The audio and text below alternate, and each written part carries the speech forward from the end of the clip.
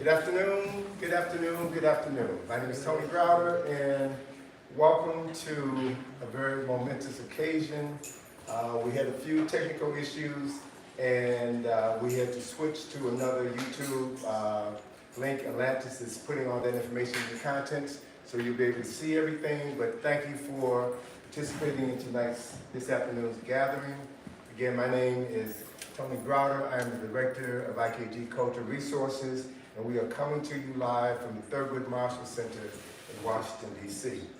This is our first in-person gathering since December of 2019, and then COVID hit.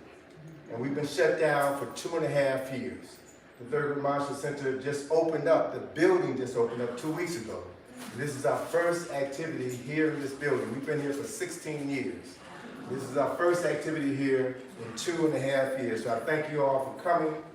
And this afternoon is a very special occasion. This afternoon we're commemorating phase 1 of the John Henry Clarke Enhanced History Project. So today is a manifestation of two of my, and if you all can silence your cell phones and keep communications to a minimum, I'd appreciate it immensely. So today is a manifestation of two of my core philosophical beliefs. That first core belief is that there's no such thing as chance, coincidence, or accident in a universe ruled by law and divine order. Everything happens for a reason. And so COVID has delayed this event by 2 years. But this event is happening right on time when it is needed the most. My second core philosophical belief comes from Amos Wilson, and it is that an act does not end at the end of its occurrence, but continues to move down through the ages, influencing generation after generation after generation. So the John Henry Clarke Enhanced History Project is the byproduct of a conversation I had with my colleague, Deborah Watkins, who you all will be hearing from a little bit later on. But Deborah and I were having a conversation about the newly opened National Museum of African American History and Culture. And we talked about what can make this great institution greater. And so Deborah put me in contact with the Hewlett Foundation, and I was able to receive a grant to produce what you all are going to be seeing today. So we are not here by chance. Today's gathering has already set in motion a chain of events which will transform the minds that will ultimately transform the world. So with that said, let's jump into the program and talk about phase 1 of the John Henry Clarke Enhanced History Project. And what better way to get today started than to hear from the man himself. History is a clock that people use to tell their political and cultural time of day. It is also a compass that people use to find themselves on the map of human geography. History tells of people where they have been, what they have been, where they are, and what they are. Most important, history tells a people where they still must go, what they still must be. Dr. Clarke often said that African people were written out of the respectable commentary of human history. In other words, our past has been erased and the erasure has been forgotten.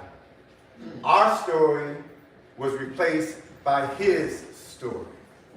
And so efforts are currently underway, as I'm sure you all are well aware, efforts are currently underway to prevent the teaching of our story in classrooms, to talk about it in general settings. And so as a result of people doing whatever, continuing the process of erasing us from our history, it's important for us that we do what we must do. And that is to claim our history. And if we can't teach it in the classrooms, then we teach it in the households. We make our homes a classroom. We make our communities a classroom. Our barbershops, our beauty shops, our churches, our fraternities and sororities, wherever we may be, we use those spaces in order to educate our children and teach them the truth of who they are. That's the only way that we can free our minds. A week from now, people will be celebrating, commemorating Juneteenth. And so we need to put some things into perspective. Juneteenth was when the Union troops freed the behinds of enslaved African people, but they never freed our minds. They never freed our minds because they knew what we would be able to do if we remembered who we were and were able to act on those memories. So the purpose of the John Henrik Clarke Enhanced History Project is to tell us what it is that we need to know so that we can move into a future of our own design. So if we think about Dr. Clarke and his legacy, Dr. Clarke was a master teacher, but he began his career as a master student. He studied under greats such as Arthur Schomburg. He studied under greats such as Willis and Huggins. He studied under John G. Jackson and so many other scholars in New York City where he lived most of his life. And he became a master teacher. And as a master teacher, he taught Dr. Ben. As a master teacher, he taught Kwame Nkrumah. As a master teacher, he taught Malcolm X. And 3 generations of students in colleges and universities throughout the United States and around the world. So Dr. Clarke was in the forefront of the Black Studies movement in the 1960s. And that he was also the founding president of the African Heritage Studies Association. He's the founding president of the African Heritage Studies Association, whose job it was to ensure that our story was told properly by our scholars and our people. And so Dr. Clarke has written the introduction to numerous books, and I'm very pleased to say that Dr. Clarke wrote the introduction to my second book, Nile Valley Contributions to Civilization. So this program today honors a man who has transformed the lives of so many people, and it tells an enhanced story of African people. So what we will be unveiling today is the African Eyes Mural, where we will be documenting within this graphic piece of art 8,000 years of African excellence and success. The story speaks for itself, but we have to be clear of what that narrative is so that we can make sure that our children and everybody in our community understands the proper narrative in the proper context. So I'd like to begin by running through some of the 8 components which comprise the African Eyes Mural, which is the cornerstone of the John Henrik Clarke Enhanced History Project. And it begins with a depiction of the cosmos. You know, every people have a creation story. A story about the creation of the universe. A story about the creation of the planet. A story about the creation of human beings who came to Earth in order to create themselves, to create art and science and architecture and philosophy and engineering. That's who we are. We are creators. And as creators, we are standing on one of the greatest legacy of creators in the history of mankind. So within the Nile Valley, Africans identify the cosmos as a female figure who is known as Ma'at. Ma'at represents those universal or multi-universal concepts and ideas which govern every aspect of the universe, every aspect of life here on planet Earth. And the principles associated with Ma'at are truth, justice, righteousness, balance, harmony, order, and reciprocity. These are the guidelines with which our lives will be measured in terms of our relationships with each other. Our particular solar system lies in the Milky Way galaxy. And the Milky Way galaxy is mediated by another cosmic sister by the name of Nut. So Nut is not just the sky. Nut represents the Milky Way. And the Milky Way was the cosmic reflection of the Nile River. The Milky Way was the river in the sky. And the knowledge of both of these sisters, Nut and Ma'at, was mediated by a sister by the name of Sheshet, who was responsible for documenting this story, the science and the philosophy and the history of this narrative, so that human beings on Earth would understand who they are, what their relationship was to each other, what our relationship is to everything within the environment on earth, and what our relationship is to the universe. Everything is connected. Everything has a source. Everything has a power. And so it is through this process that we can begin the process of understanding ourselves. The second point that's referenced in this mural is the mirror and the tekken. Mirror is the African word for pyramid. Mirror is a word which means the place of ascension. So pyramids were not tombs. Pyramids were structures that were built over tombs in order to facilitate the ascension of the soul buried in the burial chamber underneath the mirror into heaven. Where into heaven? Into a specific region of heaven. Such that this idea is finally beginning to gain currency, such that some scholars, some Egyptologists are beginning now to refer to pyramids as mirror, and they're calling mirror resurrection machines. That's what they were built for. The tekken is also known by its Greek name obelisk. The tekken is the oldest symbol of resurrection known to mankind. That symbol represents the resurrection of Asar. So what we need to understand is that the story of Asar and his bride Set is a story about a man and a woman, but it's also a story about us. It's a story about leadership, and it's a story about a divine relationship between a king and his queen, a woman who was his co-equal. And she was responsible for the resurrection of her husband and the preservation of his memory. She was responsible for bringing into existence the means by which her husband could live again for all eternity. So what I want us to really understand and hold on to is that sisters were key to this whole process of life. The very essence of life itself and the maintenance of life is all represented within the Nile Valley by an acknowledgement of the power of our feminine source. And so we also have within this system, this star system known as Septet and Sahu. Sahu is the constellation that we refer to now by its Greek name Orion. It's a series of 7 stars, and the first star in the belt of Sahu is that point in heaven where our ancestors said that all souls go to be reborn.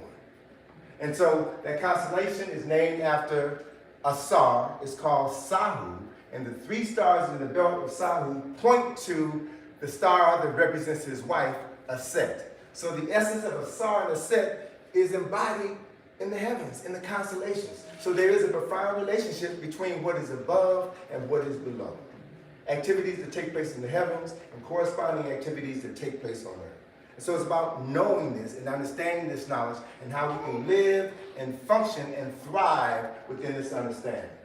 And another key component of our connection to the cosmos is Nabta-Playa. Nabta-Playa is in Nubia, near the border of Kemet and Nubia or Kush. Nabta-Playa is significant because it is the oldest astronomical calendar in existence. It's over 5,500 years old. And this stone calendar, which now sits in the middle of the desert, is oriented to the heliacal rising of Sahu and Septet. And the heliacal rising of these star systems heralds the annual flooding of the Nile, which is the source of life throughout the Nile Valley, which spans 4,200 miles and runs through 11 countries in Africa. So when I talk about the Nile Valley, I'm not just talking about Kemet or Kush. I'm talking about Ethiopia. I'm talking about all the countries through which the White Nile and the Blue Nile runs through. So Nile Valley culture is a culmination of all the cultures and all of the people who lived along this 4,200 mile stretch of water and land. And so the people who developed Nabta-Playa were the precursors to Kemet. And they came into the Nile Valley with the knowledge of astronomy, a knowledge of architecture, engineering, chemistry, and philosophy, and their knowledge helped to jumpstart this ancient African civilization. The third point is Set, which is also known as Karnak Temple. It is the largest temple complex ever created by human beings on the earth. it was also a university. These temples were also universities, places where scholars, scholarly priests and priestesses taught the knowledge of the universe. It's important to note that within this facility at Pet Asut, over 82,000 people, men and women, worked within this edifice. A huge structure of profound importance. And so this temple is dedicated to the spirit of Amen. Amen is an African word which identifies the unseen presence of God Almighty. And lining the entrance to this temple are a series of round-headed or Amen-headed sphinxes. And that what you see here is a distinct attribute of Amen, is a ram's head with the horns that curl underneath the ear. This is a specific type of ram which is indigenous to Kush, Nubia, or the Sudan. And so Amen, the Holy of Holies of Amen, is the most sacred part of this temple, and it was referred to as the ancestors' room, an acknowledgement of the fact that God, the Creator, is our greatest ancestor. And so as we leave Pet Asut, we go to the fourth point, which is Kush. It's important for us to understand, it's important for us to remember that the civilization of Kush preceded the civilization of Kemet, and it actually lasted longer than Kemet. It is in Kush where you will find pyramid fields. There are more than 400 pyramids or mirs in Kush. More mir in this one country than anywhere else on the planet. And it speaks to this legacy, which for the most part has gone pretty much unknown. Very few excavations have taken place in Kush because that's where the knowledge is. And until we begin to invest in digging up this knowledge, it will remain hidden. We have a lot of work to do. And we need properly motivated young people to begin the process of doing that work for future generations, for the benefit of future generations. And it is in this area, in Kush, there's a mountain known as Jebel Barkal, which is also a place where the spirit of Amen resides. As a matter of fact, within this ancient history, they say that this is where Amen was born. This is his birthplace. And at the foot of this sacred mountain is where every year the priest would engage in a festival, a ritual, an activity which would renew his power to the ancestors and allow him to become the vessel through which the ancestors will work through so that he can lead his people in the proper direction and keep them aligned to Ma'at. This is a part of the story that needs to be told. Another important component of the story is the Olmec culture and civilization, which coincided with a significant period within the history of ancient Kush. So that there are in the Americas, there are in Mexico, over 20 of these heads, the tallest of which is 7 feet high, heads of African people. And thanks to the research of Dr. Ivy Van Sertima, who in 1976 wrote a book which he said ended his academic career. The book was entitled, They Came Before Columbus, the African Presence in America. It is in this book where Dr. Van Sertima documented the fact that Africans from the Nile Valley built ships, navigated the Nile River, the Mediterranean Sea, and the Atlantic Ocean, and made numerous voyages to the Americas, bringing their cargo of knowledge with them, which helped to jumpstart civilization here in the Western world. So the people now known today as the Olmecs were members of the royal family within the indigenous population of this country, and they were responsible for introducing the calendar. They were responsible for introducing architecture and engineering, concepts which brought creation, which brought culture to this part of the world. And they made numerous journeys into the Americas between 1200 and 400 BC. That is a part of the historical record which has been erased. And it's our responsibility to do the research and make this information available to those with the greatest need to know. And then we also have been learning about Africans leaving the Nile Valley and migrating westward, bringing that scientific knowledge, the philosophical knowledge, the spiritual knowledge into the Niger River Valley, all along West Africa, to Ghana, to Senegal, to Nigeria, to Togo, to Benin. And the last group of Africans from the Nile Valley came into Mali, and they brought their astronomical knowledge, which has had a profound influence on the people that we know today as the Dogon. And an important component of Dogon cosmology is the relationship between Potolo and Sigitolo, the star system which in ancient Kemet was known as Septet. It acknowledges the star Sirius and its companion star, which is unseen to the naked eye. So we see here a literal transference of knowledge from one part of Africa to another part of Africa. And it's, again, another story which must be told. And then point number 7 is the Ma'afa, the Great Disaster, which African communities were destroyed for 444 years. Millions of African men, women, and children were separated from their homeland, sold as cargo, and their bodies were used to build the nations in North America, South America, and every island in the Caribbean. It's important to note that the Ma'afa represents one small piece of our story. It's not the most important part of our story, and it should never be the beginning of our story. As I often say, the story of African people were a book of 1,000 pages. The story of our enslavement will begin on page 996 and only be 2 pages long. So the purpose of the John Henry Clarke Enhanced History Project is to tell the story of the first 996 pages of our story so that we have some context. And context, in this sense, brothers and sisters, is everything. Context is all that matters. We need to know who we were before our world was turned upside down and our memories were erased. So no conscious people begins their story at their lowest point, particularly when they were the highlight of human history. That is the story that others don't want us to teach, so we must do everything within our power to teach it ourselves to our children, to our cousins and aunties and uncles and grandparents, and everyone who can benefit from this knowledge.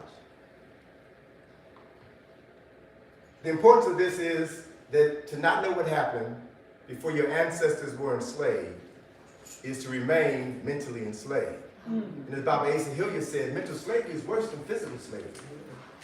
Because your hands and your feet may be free, but the shackles are on your mind. So if you don't know who you are, if you don't know that you are an extension of the legacy of your ancestors, then you will live down to the concepts that have been imposed upon you by the people who enslaved you and those who came along and freed you 2.5 years after the Emancipation Proclamation. So context is everything. And we must take responsibility for this historical narrative. And the 8th component, the final component in the John Henry Clarke Enhanced History Africanized Mural is the National Museum of African American History and Culture. That's what brought us here today. It's an incredible edifice with a profoundly important story. But in order to understand what is there, you must know the prequel. You must know who we were before our world was turned upside down. Then everything else that is in that building will make so much more sense. So as part of the other elements that we'll be talking about in the final phases of this exhibition, we'll be dealing with the symbolism of this building. The corona, the exterior of this building was modeled after a Yoruba shrine post, a West African shrine post. So you see 3 inverted pyramids. And they represent ancestral spirit coming to the mind, the consciousness of a priest whose job it is to bring this knowledge to everyone in the village. So we are divinely connected to our ancestors. And we must renew that connection, and we have a responsibility to share that knowledge with everybody within our community. Also within this structure, the architect, David Ajay, Ghanaian architect David Ajay, made it a point to design the corona, this West African motif, which is the exterior of the building, and he designed it to an angle of 97 degrees so that it would buttress against the capstone of Asar's monument, the Washington Monument, which is 17 degrees. He's now making a direct architectural and symbolic parallel between Niger River civilization and Nile Valley civilization. So when I talked about Egypt on the Potomac in 1986, that wasn't a stretch. That's a historical fact, that's a historical reality. Another important component of this museum, which I refer to as a shrine house, because once you understand the significance of this building and the objects that are in the building of enslaved Africans and freed Africans who struggle for their freedom, justice, and equality, you know that the things that people wore, the Bibles that they carried, the houses that they lived in, contain their energy. And that energy never dissipates. And all of these objects are in this building, which means the energy of the owners of these objects is also in that building. It means that that building, just like the Thurgood Marshall Center, is a shrine house. And so when you know that, when you understand these ancestors and how to commune with these ancestors, you then can become a vessel through which they will work through. So the architects of this building made it a point to design at the entrance of the building this circular structure known as an oculus. In architecture, an oculus represents the eye of God. This oculus stands at the 15th and Constitution Avenue entrance of the museum. And it stands at an actual site of a slave auction block. Underneath the oculus, in a room which people are invited to enter after they have visited the lower level of the museum, the contemplative court, you're asked to come into this space to rest, renew, and recharge. And as you sit in this room, water flows down from the oculus. Water flows down from the eye. What do you call that? Tears. Yeah. The tears of God falling into earth at the site where his children were sold and families were separated. Thousands and thousands of tears were shed at this site. So there are so many sacred components to this shrine that we need to know of, so that when we visit this space, we can visit it with the proper mental attitude and be able to access the power, the energy, the consciousness, and the spirits that are there waiting for us to return to our right minds so that we can receive them. So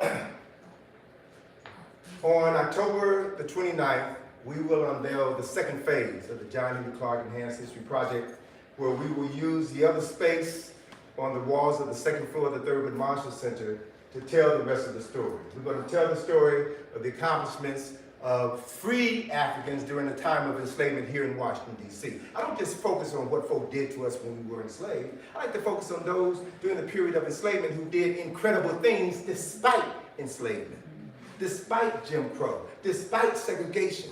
We did some phenomenal things, and we're going to tell the story of those men and women right here in the nation's capital who live phenomenal lives that everybody needs to know, especially us. So we're going to talk about Benjamin Banneker, who we know now his grandfather was a descendant of the Dogon from Mali. Wow. That's why Banneker was able to do the astronomical observations in order to lay out the 10-mile square that became Washington, D.C., the capital of the most powerful nation in human history. We've got to tell these stories. And the space upstairs will also allow us to put new and revised murals that are part of our Egypt on the Potomac field trip, so that we will have a new narrative in this space, on the second floor of the Thurgood Marshall Center, which will be the place to be for those who want to come and learn about who we were before you go to the National Museum of African American History and Culture, or afterwards, so that you have some context. And we're going to give you the tools to continue your journey to knowledge of self. So all of that will be available here, and our grand opening for that event will be on October the 29th, 2022, right here in Thurgood Marshall Center. That event will be open to the public, and we'll be giving you information about that in the very near future. So I'm going to close by giving you a sneak preview of the 25-foot-long mural, which is on the second floor of the Thurgood Marshall Center, and give you some context of what it all represents. Again, we've accessed this information in order for us to free our minds. And once our minds are free, there's nothing that we won't be able to do.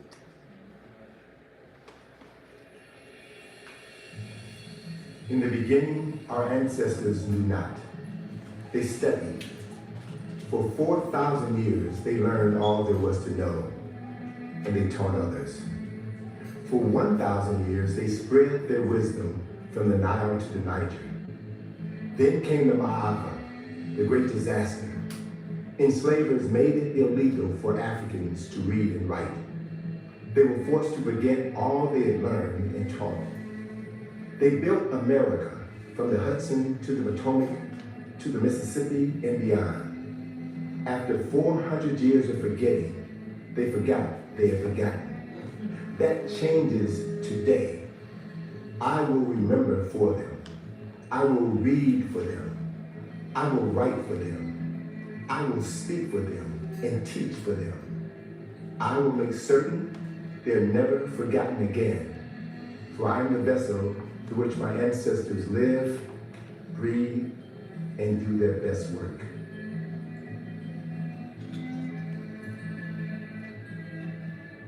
So that, brothers and sisters, is the essence of the John Henry Clarke Enhanced History Project. That is African Eyes, 8,000 years of African excellence and success, which we will showcase here in the Thurgood Marshall Center.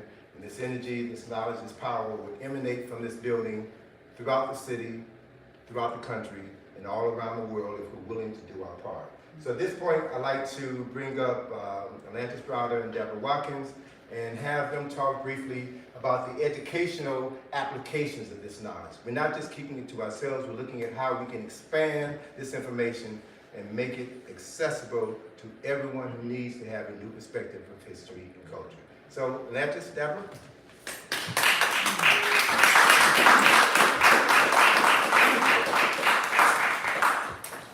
Good afternoon, everybody. Good afternoon. Good afternoon. I see y'all up there. First of all, who follows Tony Browder, right? I mean, we'll do our best. So I'm honored to be here today. As Tony said, I'm Deborah Watkins. I'm the founder and executive director of a Black Education Network. And I realized that there might be people in the audience who really don't know anything about a bin. We call it a bin for short. And by the way, a bin is a Songhoy word that means the buck stops here. It is finished. And that's why it's important to pronounce it as a bin and not a bin.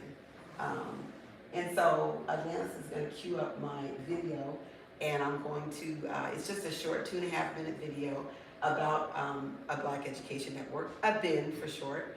And before it starts, I want to say that I first met Tony Browder in 2013. I was fortunate enough to garner a very large grant from the Kellogg Foundation, and the grant's purpose was to dismantle racism in our lifetime. And I said, we're gonna send all the white people to Mars, how are we gonna do that? It wasn't gonna be possible. Well, I took the money anyway. And I said, okay, let me take this $400,000 and actually start seeding African-centered work. And so when you go to Ben's website, which you'll see at the end of the video, you'll see I have a page. It's called What We Do. And if you, on the navigation bar, and if you click on this one section called Capacity Building for Black-Led Organizations, you'll see the kind of work that we do. I'm happy to see that there's Monica Yutsi's here. We've poured into Sankofa Homeschool Collective. Kenna Clemens is here. We've poured into her fabulous Children of the Sun curriculum. And Pierre Pinnick. So Pierre Pinnick is Tony hasn't met her yet. I wanted her to be here today because Pierre Pinnock has been in charge of a K-12 curriculum at the Smithsonian's African Art Museum since 2007. Yeah. And she's amazing. Yes, if y'all don't know Pierre Pinnock, she is. y'all please get to know her. But I was going to tell Tony, because I was there yesterday to see the Nollywood exhibit that's up there now and some other permanent exhibits.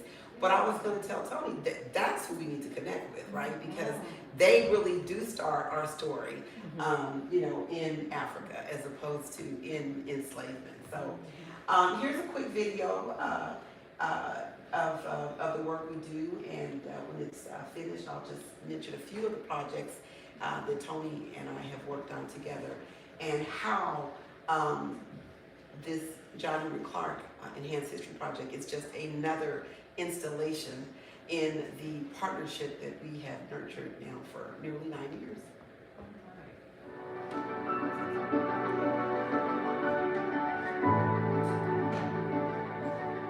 When God first gave me the vision 20 years ago for what was then called the California Alliance of African American Educators, CAAE for short, I had no idea that it would have enough impact to spin off 2 nonprofits, the Dr. Frank S. Green Scholars Program and Black Students of California United, to close opportunity gaps and send hundreds of STEM competent Black students to college, to train hundreds of people who work with Black children in school settings, and to garner seats on countless committees related to Black education from California to New York.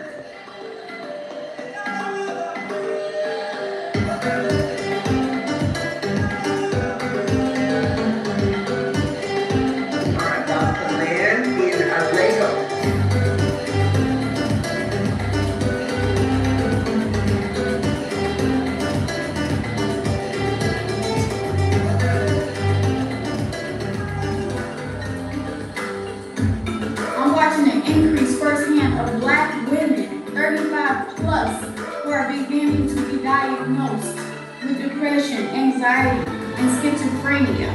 Pro-Blackness is a declaration of unapologetic and revolutionary love of Black people. As you're trying to move forward, you need to be looking back on all the things that produced you at this moment and how who you are might be contributing to the demise of Black and brown students.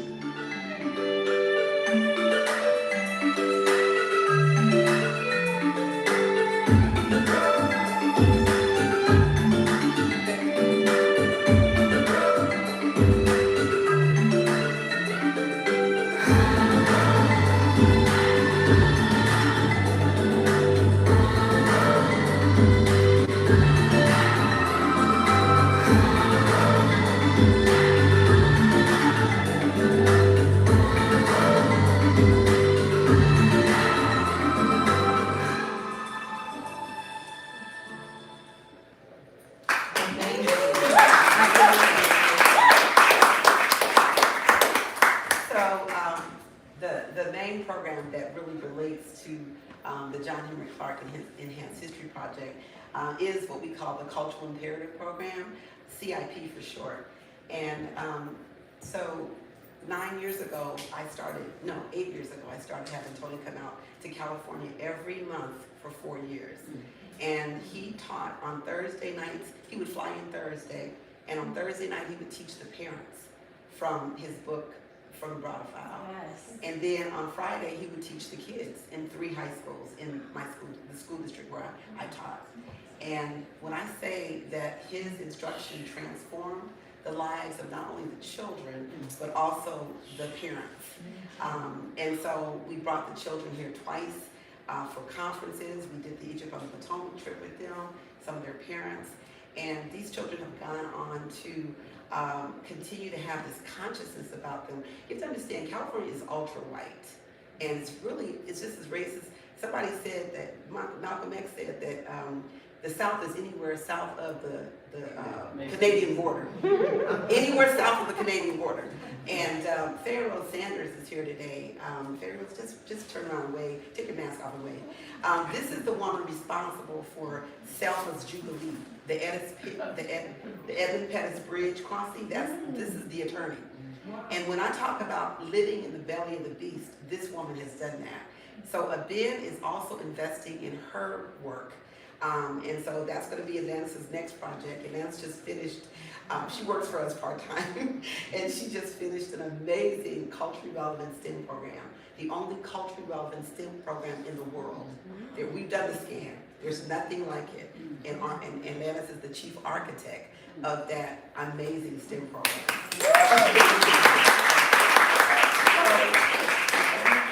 Without further ado, I'm going to bring up Miss Atlantis and toss it on over to her. But again, I am immensely proud of the work that Tony has poured into this John Henrik Clarke Enhances. He named it, he visioned it. All I did was go out and get a little money to help bring his vision to fruition. So we're very excited that you're here today. You're among the first people who will get to experience the mural, at least phase 1. But come back in October when we open the whole exhibit, and it will be spectacular. How many of you were here for Dr. Runoko Rashidi's event that we had December of 2019? So just a few of you were here for that, yeah. And little did we know that that would be Dr. Runoko Rashidi's final presentation with me and Tony working with him. So his work I've been poured into as well. So what I like to do is to, now I don't have a business card for that, but I like to raise money for African-centered people and African-centered work. And it's a gift that I've been, endowed with by the ancestors and God. And so I don't take that gift lightly. Leave the door open and the ladder down. That's my philosophy. Leave the door open and the ladder down. So we as a collective African people must always leave the door open and the ladder down so that those people who come behind us can also lift as we climb. Thank you.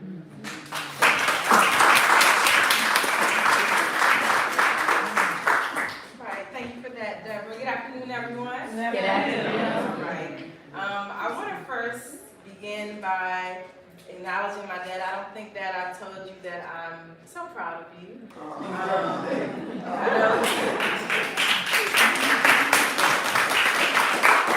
It's always interesting to see my dad start a project, and you never know where the path is going to take you. So I always love to see the end result, and it's always magnificent. Those of you all who know my father know that he is a writer, he is a lecturer, he's an artist at heart. So it's always good to see how he brings or expresses the artist within. With your help. So those of you all who know my dad and I, you all should know that we have a very close relationship, and my dad is the primary person who helped to spark my curiosity, to nurture my curiosity, and he is the one that helped me to understand that if you are curious and if you're ready to learn, then you will find that every day is filled with teachable moments. And so as an educator, I also learned the importance of teachable moments, and also learned that you don't need a textbook to teach people, right? So today we have made history by not only unveiling a beautiful work of art, but we have also created a visual tool that will soon be accompanied by a curriculum or activity guide to help children and adults explore Africa's eyes, 8,000 years of African excellence and success. So I just want to take a moment to share 3 benefits of seeing the world through Africa's eyes or African eyes. So the more you know your history, the more you love yourself. And the more you know your history and love yourself, the more you will begin to recognize your true potential. When you begin to discover your true power and your purpose, You will activate the genius within and tap into your gifts and talents and inspire others. So when society tells us that we're not good enough or we're not smart enough to do certain things, knowledge of self reminds us that we have an ancestral track record of excellence, success, resilience, and persistence. The second reason why we must see the world through African eyes is because we are seldom, as you all know, we are seldom taught the truth about our history, and it generally begins with slavery. And I've been able to witness firsthand how learning through Africans' eyes impacts the self-esteem and overall consciousness and behavior of both children and adults. So to paraphrase Dr. John Henrik Clarke, Africans have been written out of the respectable commentary of history, and we must see the world through African eyes because history helps us understand where we've been and what we've been, what we are and where we are, and most importantly, where we still must go and what we still must do.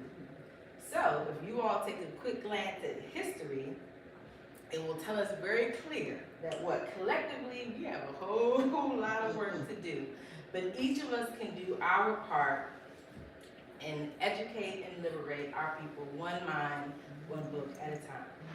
And the last reason why it's beneficial for us to see Africa, see the world through African eyes, is because the average American has been socialized to view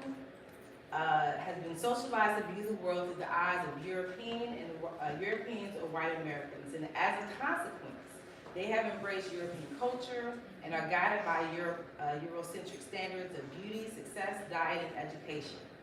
So viewing the world through African eyes involves a paradigm shift that gives you permission to embrace and celebrate African history and culture, African people, and the African DNA that runs through every cell in your body.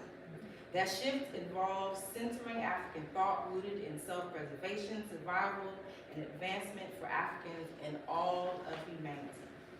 They say the eyes are windows to the soul, and if that is true, may Africa's eyes take you on a journey to explore the world that has been hidden from us and is now ready to be explored through the John Henrik Clarke Enhancing History Project. It will be your guide. Thank you.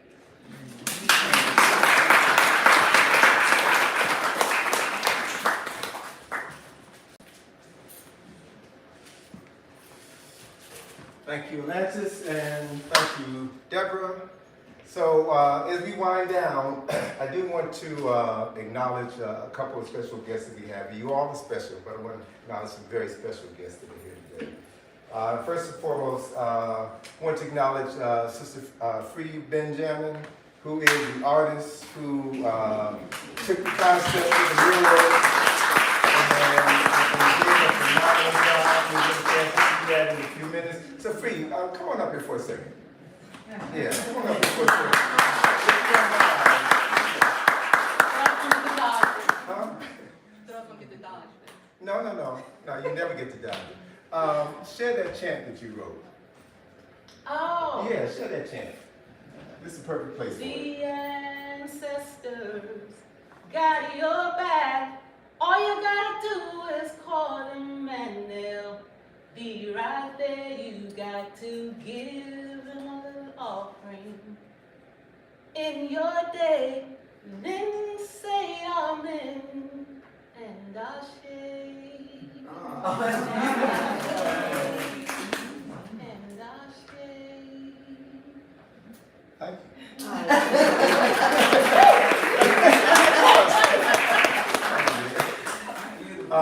So that's the beauty of being prepared. You never know when somebody's going to call on you. And you just come up and do what you do.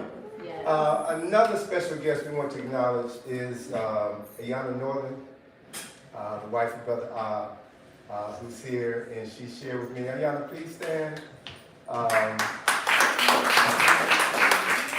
And she shared with me when she came in today, would have been her 46th anniversary. So we're so glad that you're here. And Brother is prominently featured in our mural.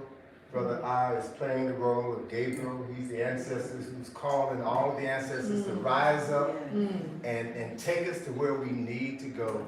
And that was his spirit, and that has always been his gift. So I want to put you on the spot. If you want to say a few words, you'll yes, sure. One of the things that you said in the beginning about there's no such thing as a coincidence. Things happen for a reason and purpose.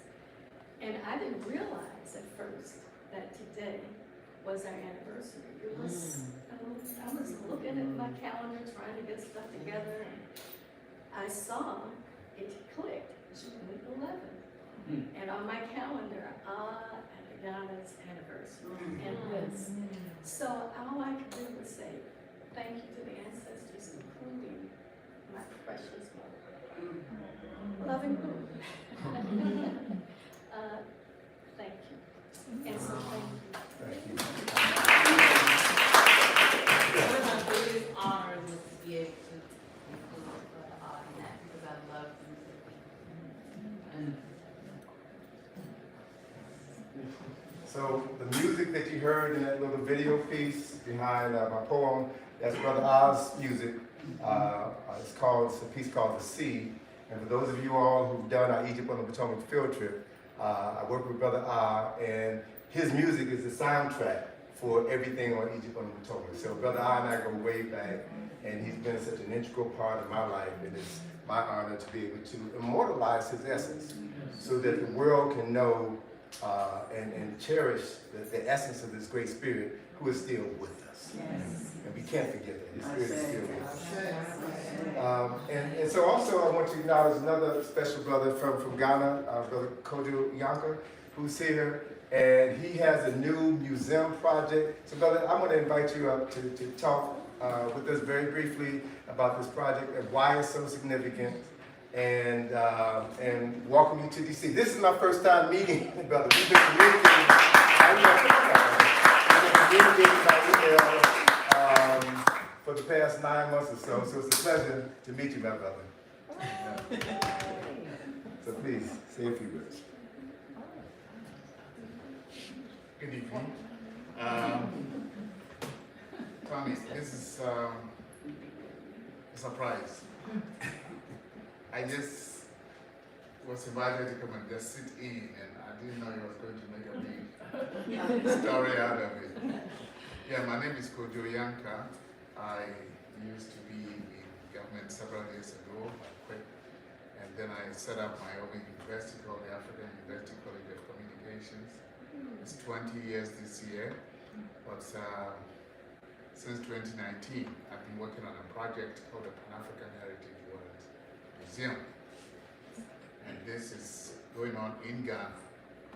It's going to be what I want to call a site of pilgrimage for Africans and people of African descent.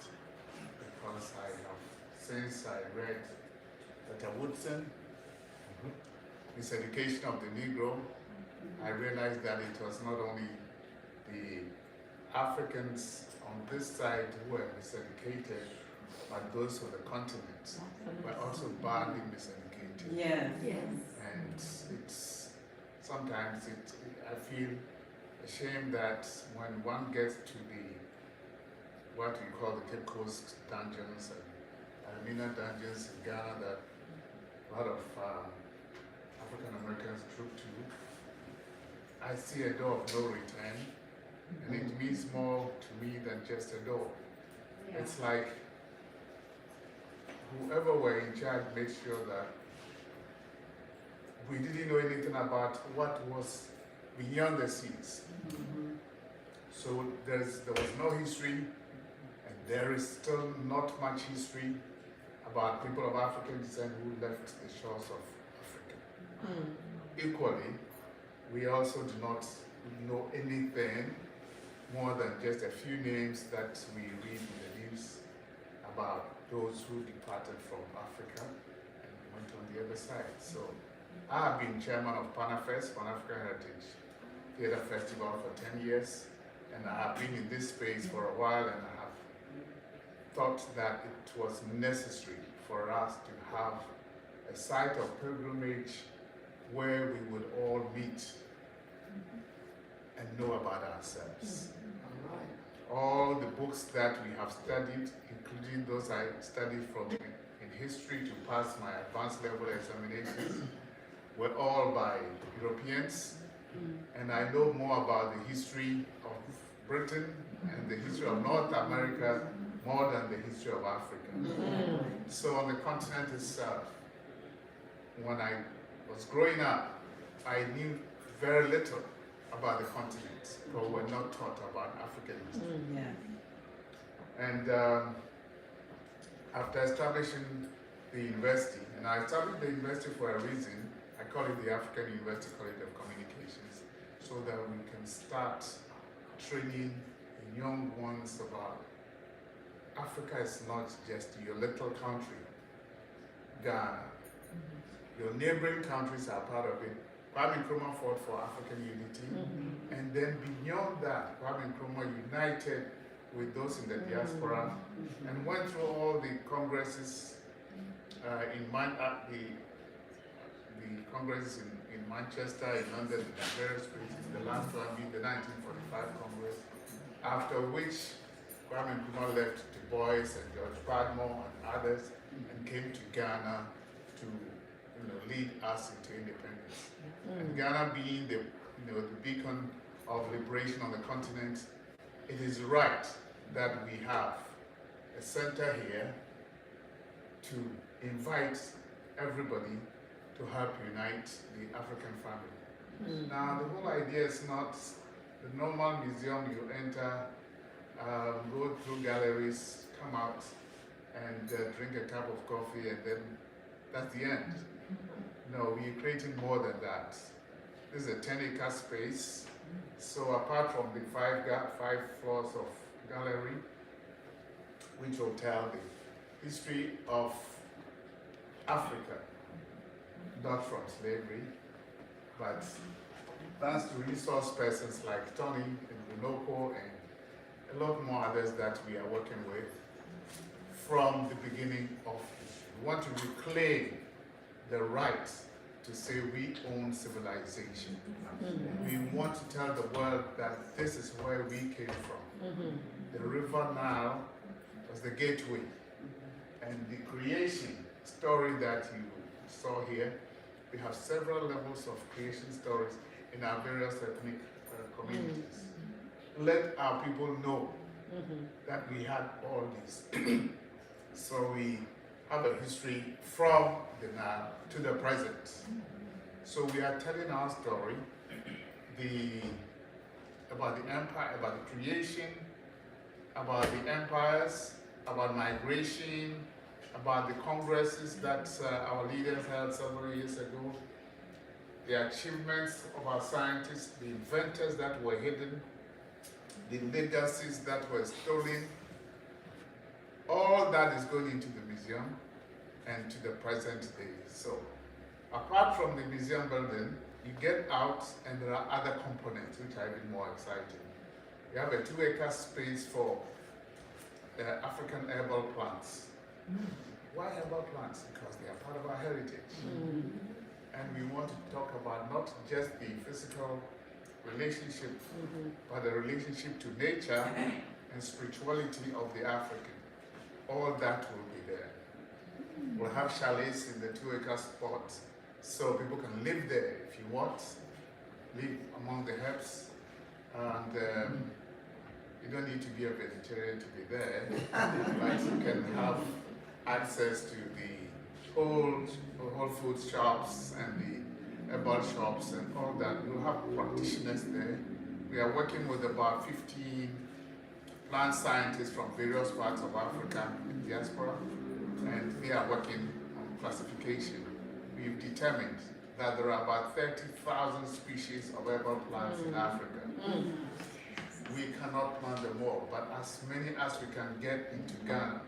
There are some in South Africa which can only grow in South Africa because of the weather, but we will bring those that are possible from other parts of the world to the site. Now that is just one. we have the palace of African kingdoms. All these kingdoms we pass by in history books, we want to bring them physically on the ground for people to see. So we have creators who are looking at 25 ancient empires, including a lot of empires that Tony has referred to, and then those that, the modern ones. So we have ancient and modern kingdoms. We'll have creators telling us the history of every kingdom. Why are they no more? Why are they not existing? So what did we lose as a people by the invasion of the Greeks? You know, in those early days, what did they take away that they now think belong to them? We should let our children know. So all that history will be told in the kingdoms, and then the modern, those that are still existing, like the Zulu, the Ashanti, the Benin, they will all be there. We are in touch with all the kings. They are ready to bring some of the replicas in their kingdoms into the spaces that we're going to create, so that students can go around and learn about them. Of course, when you learn about them, new ideas come into your mind. So we'll have creative center, people will have to create with the new ideas that we're going to gain from there. The third component is a garden of African heroes and heroines. A lot of them were hidden from history because we were not writing it. Now all the stories in the whole museum are written by Africans and people of African. Tony is one of our resource persons. Runoko wished that all his collections would be put in that museum. We are still working on it. And so we, in the Garden of Heroes and Heroines, we are going to have sculptured statues of all of them, about 200 plus, so that as you walk up to the museum, you read the story about all these heroes and heroines, and you learn a lot more.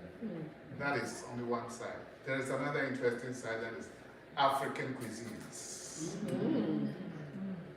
We're going to have an African food court. So when you wake up in the morning, you can go to South Africa for your breakfast, and go to Nigeria for your lunch, and probably end up in Jamaica for your dinner. Okay. All in the same spot. You know, so that's another feature. And then we have in the drawing we have a big dome convention center, 20,000 seater. That will be available for festivals and big concerts, bringing the family together. We're going to have about 3 major festivals every year to bring all of us together. Carnivals, concerts, everything. So we are still raising funds. The ground has been prepared. We are planting now. And in advance, you know, to the finishing of the project, we have launched a digital museum, probably the first one, right? First digital museum. If you go to pahmuseum.org, pahmuseum.org, that is our museum. So our Pan-African Heritage Museum is already online. And our first 3 galleries are open. We are opening its second part in August because August 31st is the UN Day for people of African descent. So we are launching the second part there. Now there are 3 pillars for our whole museum business: educate, heal, and inspire. We want to educate the youth. Some of us have already made up our minds. We don't blame you and me. But we want to educate them. All those, whether through our virtual museum or the physical, you have to educate yourself. You have to heal. We want to heal. Physically and spiritually, we want to do that kind of healing. And then at the end of the day, you should get come out of the space inspired, because we're going to lift the level of self-confidence of our people. We believe that they do not know because they have been denied knowledge of their heritage. They have been denied knowledge about each other. Misunderstanding, a whole lot of things that they go on come from the fact that we have not learned our history. For most of us, African schools do not teach anything about African Americans, nothing. And of course I told you about Africa itself. So until you travel around the continent, you probably are lost. You go to South Africa, they call themselves South Africans, the rest of Africa they call Africans. It's not their fault, because they've been told that those are Africans. We are South Africans. We went to Namibia for a project, and Namibians don't know any other country apart from South Africa. It was part of the whole business of separating us, don't know ourselves, and then keep us apart. We have set up a mission to bring the family together. And I invite you all to be part of it.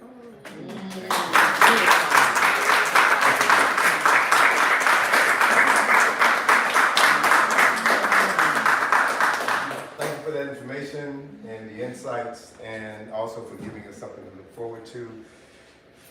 One of my takeaways from your comments is inspire. Inspire in spirit, which means to open yourself up so that your ancestors can come and work through you. That's why we're here. We are the vessels through which our ancestors live, breathe, speak, and do their best work. And they're on the other side, unemployed. We need to work them overtime. And these times demand people with a clear consciousness, people who are fearless, and people who are ready to do the work. So, I'm glad to be back into this space.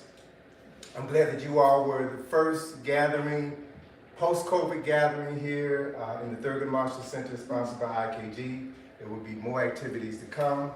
And before we go upstairs, I want you all to see the mural. You're here, so you got to see Sister Free's work. You got to see it. So I also want you to know that for the past 14 years, I've been involved in the Asa Restoration Project, right? Doing excavations in Egypt. The theme behind the Asa Restoration Project is to restore the legacy of the 25th dynasty in Kemet, and to preserve the legacy of Dr. Asa G. Hilliard III. Asa was a master teacher. And so what we're going to be focusing on through the John Henry Clarke Enhanced History Project is the domestic application of the Asa Restoration Project. Taking that knowledge that we have accumulated, I've been traveling to Egypt for 42 years and gathering a lot of information, and that information and so much more is needed right here at home. So we're going to be using all of the means at our disposal, working through a bin, working with Atlantis, working with Sister Fire, working with anybody who wants to be a part of helping to transform the consciousness of African people in a time of serious need.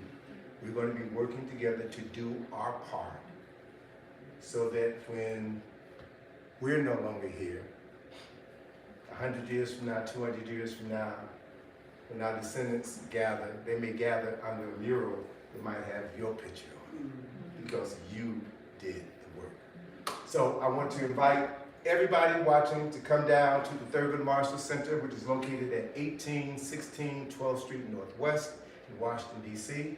Come to the second floor, take a look at the John Henry Clarke Enhanced History mural, the Africa's Eyes murals, and let that picture elicit concepts and ideas and feelings and emotions from you. And may you be inspired now to pick up a book, to get off of Facebook and put your face in a book, right? To read, to study, and to cultivate meaningful relationships with people who are on the same path as you, so that we can restore that which was once illegal in this country and create a world that our children's children's children will be grateful to inherit. So with that, come on, Sister Fire Rose. Oh, okay, well let me, Sister Fire Rose never met a mic she didn't like. We don't even have a microphone. But this has been my partner in crime and liberation in Selma and other places. And so I have to bring her up here to say a few words. You gonna take your mask off, Sister Fire? All right, so come on up here. And she is fire, all right? She is fire. Okay, I'm not gonna take long. I know y'all don't know about the work that Atlantis and Tony do in the North, but I want you to know what he's done in the South, what they've done in the South. You may know that, like most states, they banned the teaching of Black history and all that, right? But about 10 years ago, my husband was in the state senate at the time over the education budget, and we were able to actually put ancient African history into the school system. As a matter of fact, we had a training where the superintendent, he just fell in love with Egypt. And what I want to say is that the test scores went up and the discipline went down. And the county was Perry County. In the news, what you might know about it is that's where Jimmy Lee Jackson was killed, that led to the Bloody Sunday March. And we're still going, trying to get back into that system. I think for years you came. Yeah. Asa even came, Dr. Hillen even came. So we've been trying to get that history for years in our system, and we're just so proud. And my sister sitting here, she got a project I'm so excited about, because Lantis, I came up with this idea of the woke box, because the teachers don't know how to teach the history, they don't know it. So we had to come up with a simple way for them to see it, starting with ancient Africa. We used the books that Atlantis wrote and Tony, so that the teachers, all they have to do is open the woke box, in the sense of world of knowledge and experience. And once a week, they just open the box, pick up a history fact, and begin to share, because the teachers don't know the history either. I just want to share and thank them publicly. Somebody said, y'all came all the way up here for this. I said that what these people are doing is so extraordinary. Yes, I came all. What I'm mad about, my grandchildren were supposed to be on the plane today, and they didn't get on the plane. So I was really mad at my sister and their mother. But anyway, that's a personal matter. But I just wanted to, as we transition, I wanted to share a song with you I wrote about this history, and I think it would be a good way to transition. All right. Even though I'm not a singer, but I got a lot of soul. Yeah. And it's called There's a River Flowing in My Mind. And I want y'all to join me, because I'm not a soloist. And when I say mine, I want to say Henrik Clarke told me I'm somebody. Can we just use that name? Okay, so it's a very simple song. I gotta get it low enough. There's a river flowing in my mind. There's a river flowing in my mind. John Henry Clarke told me I am somebody. There's a river flowing in my mind. Y'all got it, we can get in my heart. There's a river flowing in my heart. There's a river flowing in my heart. And it's telling me I am somebody. There's a river flowing in my. Let's do that man one more time. We end with that man. There's a river flowing in my mind. There's a river flowing in my mind. Tony Browder told me I am somebody. There's a river flowing. There's a river flowing. There's a river flowing.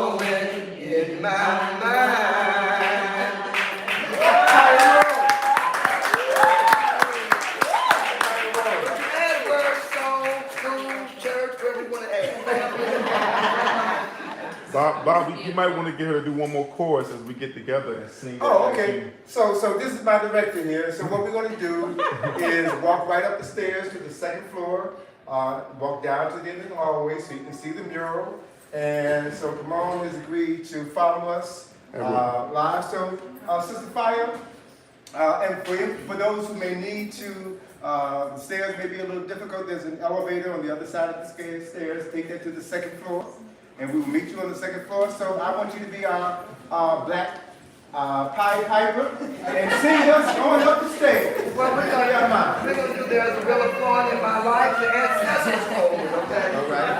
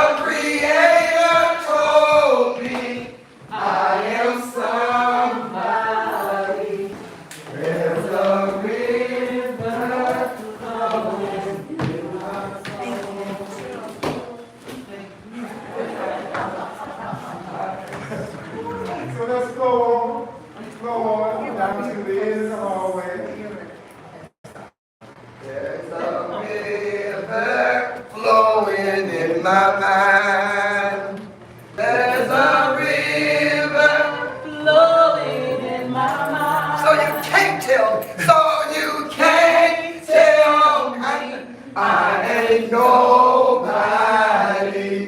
There's a river. 25-foot long, Africanized mural. Take a look, take pictures, Facebook, let folk know that it's here. Extend an invitation to everybody to come out, partake of this history, internalize it. There's a description on the wall over there that describes the 8 periods that we're talking about. And the piece that I narrated on the short video is on the wall underneath Brother Ah. So take a look at that, internalize that, and share it with every life that matters to you. Awesome.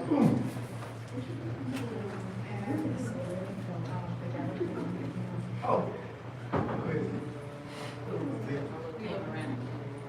Do y'all plan to have a discuss something? All right.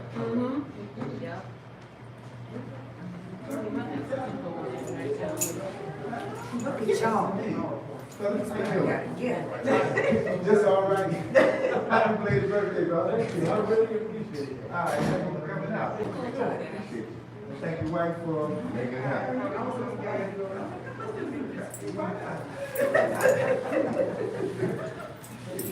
Very exciting.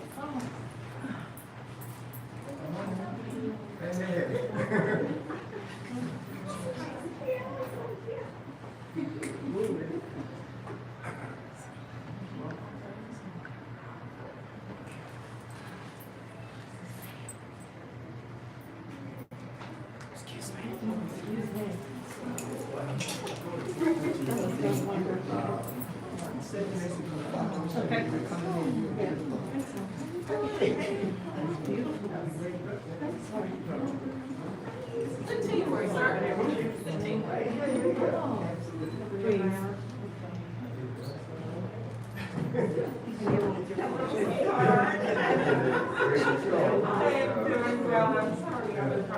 So, Ron has Frederick, and she said, oh my gosh, Free's working on that project with Tony Brown. But you know, she just, and her mom. She was asking you or telling you? It was. She was asking you or telling you? No, she was telling me. You didn't know she didn't do this. Oh, yeah, she I might have given her she's working on it. So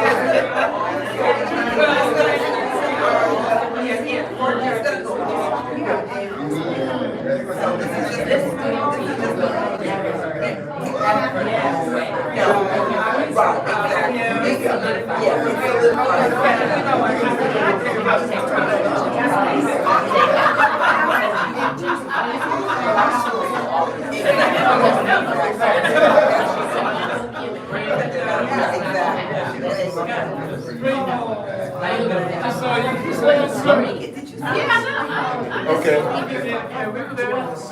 So if we want to get a shot over here with Free and No, it was on digital. I mean, I did it on a computer. I didn't. Free? Huh? You want to be free for a minute? Bring your free self over here. All right. So, all right, that's okay. So let's get a picture under Brother Hawk. It's for the ages, for the history book. Who are you looking at? And happy anniversary. Yes.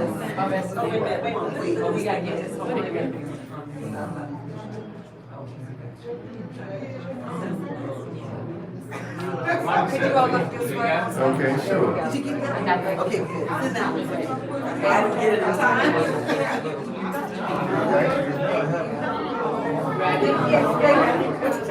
I appreciate it. Sorry, no, thank you. Jump in. Bob,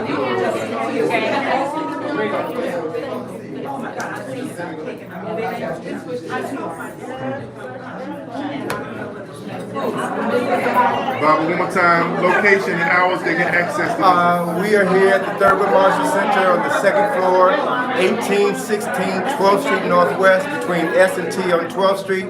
The building is open from 9 to 5, Monday through Friday.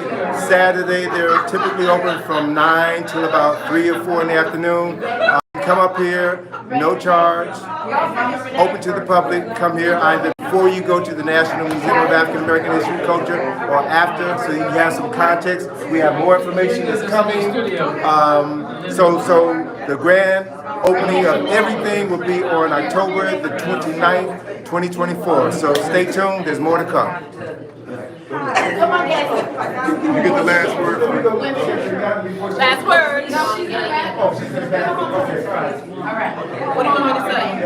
This was probably this is my biggest project to date, size-wise, and it was such an honor to create something that would be here decades after I'm gone. And it was such a pleasure to be on Team Tony.